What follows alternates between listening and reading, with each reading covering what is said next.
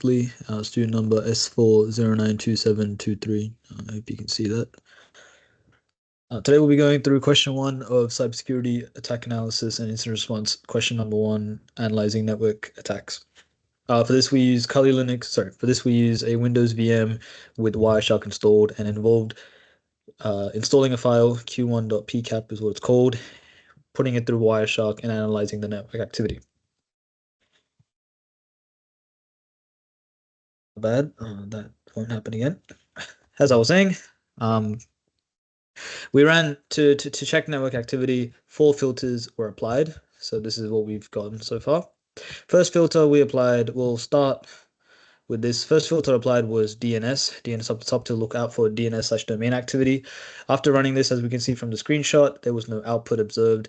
This indicates that whatever communication that was happening on the network between the source IP and the destination IP was direct and without the use of without resolving a domain name. And so if an attack did happen, it's most likely targeted. Now, to actually analyze something, the first screenshot with proper output is after applying the HTTP filter. After running this filter, the output produced showed about 4 different things. First is there was a number of HTTP GET requests over an incredibly short period of time. That's number of GET requests spanning over a fraction of a millisecond each time. This is a common indicator of a GET flood attack.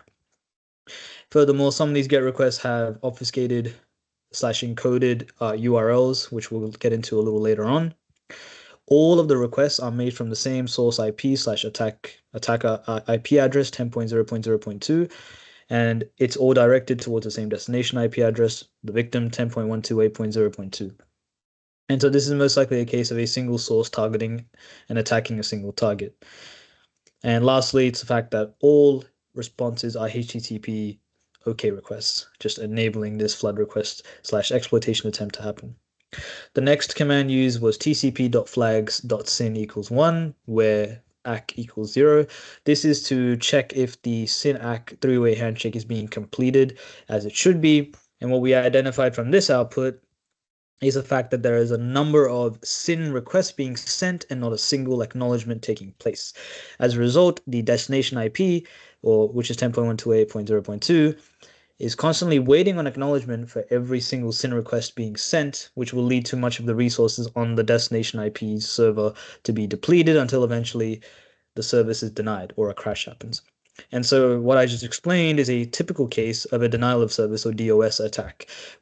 And I've explained that as well. Now, finally, we've also got this screenshot where we delve a little deeper into those extremely long obfuscated GET requests. Obfuscated being those really long names right there. And for this, we use the command http and frame.len greater than 500. This filters out HTTP requests where the frame length is greater than 500 bytes. So this is looking at the bigger packets, as those bigger and obfuscated packets typically align with a payload, a malicious payload or some kind of malicious packet.